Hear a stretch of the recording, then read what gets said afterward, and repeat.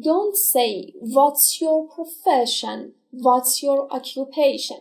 وقتی که میخواید توی انگلیسی شغل یکی رو بپرسید از این دوتا اصلا استفاده نکنید. What's your profession, what's your occupation. در عوض از این چارتایی که بهتون میگم استفاده بکنید.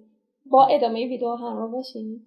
اولین و رایج‌ترین سوالی که توی انگلیسی واسه شغل میپرسن What do you do for a living? What do you do for a living? برای گذران زندگی چه کاری انجام میدی؟ What do you do for a living? What do you do for a living? What do you do for a living? دومیش خیلی ساده است. شما میتونید بپرسید What do you do? What do you do? چه کاری انجام میدی؟ What do you do? What do you do? What do you do? سومین سوال میتونید بپرسید What is your job? What is your job? شغلت چیه؟ What is your job? job یعنی شغل. What is your job? What is your job?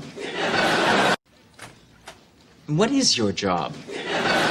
و چهارمین سوالی که تو این ویدیو میخوام بهتون بگم Are you a plus job?